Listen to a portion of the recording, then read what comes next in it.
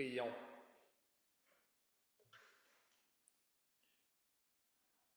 Dieu d'amour, que ces mots qui traverseront mes lèvres puissent nous inspirer et nous solidifier dans l'unité. Nous te le demandons au nom de ton Fils, ton bien-aimé. Amen. Nous avons tous été baptisés dans un seul esprit et un seul corps, nous dit Paul. Le corps ne se compose pas d'un seul membre, mais de plusieurs. J'ai ce matin, concernant ça, une question pour la communauté. Combien de fois, à votre avis, avons-nous évoqué ce passage-là de la lettre de Paul au cours des 12 derniers mois? Une fois? 2 fois, peut-être 3. Est-ce qu'on s'en souvient? Moi, dans mon cas, pour être complètement honnête envers vous, j'en ai perdu le compte, tellement l'analogie est revenue souvent dans nos discussions. On l'a évoqué maintes fois, et que ce soit lors du souper communautaire, l'admission des nouveaux membres à Saint-Pierre, ou encore nos rencontres pastorales dans le bureau en bas. À travers Darla, qui nous demandait continuellement quelle partie du corps vous êtes. On dirait que l'Esprit avait un message à nous faire passer. Sachant que Dieu peut se faire insistant auprès de nous pour le bien de tous, se pourrait-il qu'il ait anticipé la situation mondiale dans laquelle nous nous trouvons? Dur d'être chrétien et chrétienne aujourd'hui. Et je ne parle pas ici de croire en Dieu ou de trouver son aise dans les évangiles.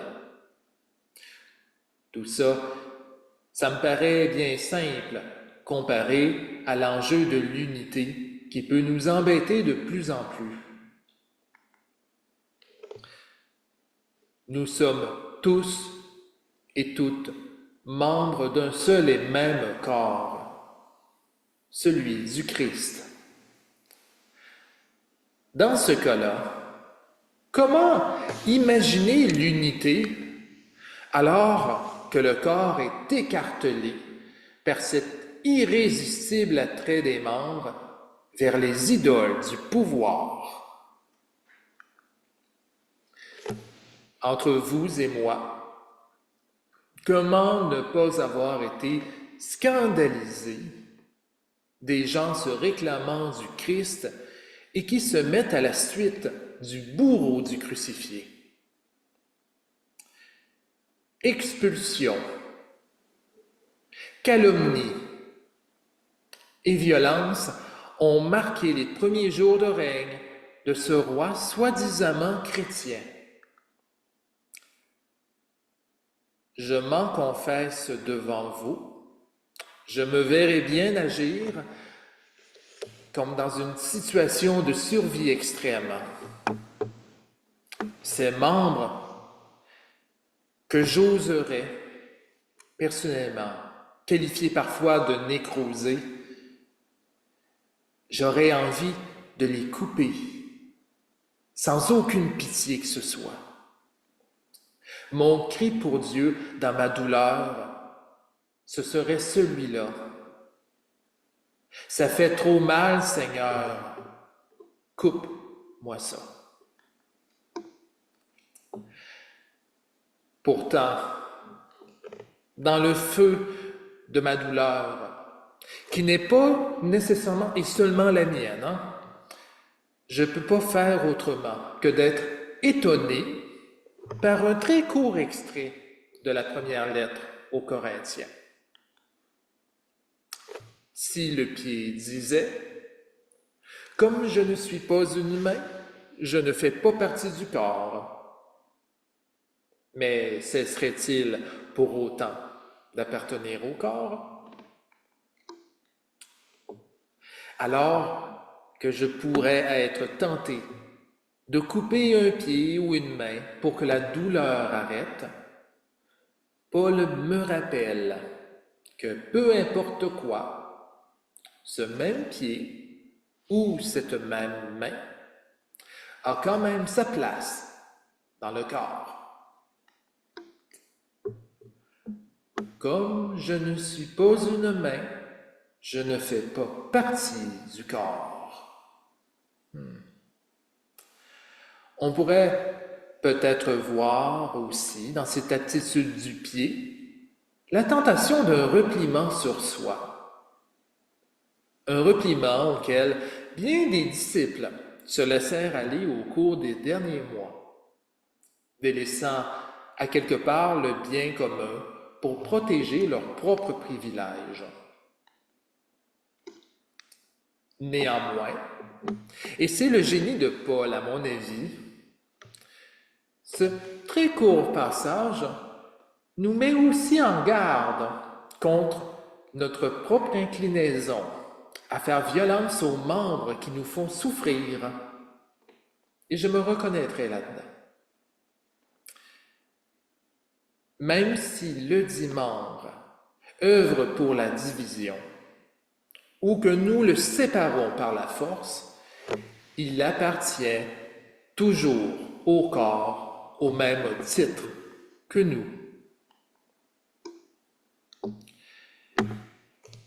Il nous est possible de tirer de ce minuscule passage-là une importante leçon à propos de l'unité et de l'humilité. Ce membre qui nous fait souffrir aura beau être discipliné, condamné ou exilé, il reste tout de même attaché à nous. Il reste attaché au corps du Christ, et ce, peu importe ses contradictions et ses incohérences. Bien évidemment, cette impossibilité de rompre un corps en détachant les membres est une véritable absurdité. Qui ne pourrait pas faire ça? C'est complètement fou. C'est complètement insensé, si ce n'était pas en fait de la grâce de Dieu par qui les membres restent liés. Je vous pose une question que vous connaissez probablement déjà la réponse. Si le Seigneur nous a pardonné nos fautes lors de notre confession, se pourrait-il que, à plus forte raison, il considère toujours les disciples errants comme ses enfants? Ces membres qui peuvent nous faire souffrir restent des parties essentielles de son corps. Pour nous en faire une idée, on n'aura qu'à examiner la vie du Christ.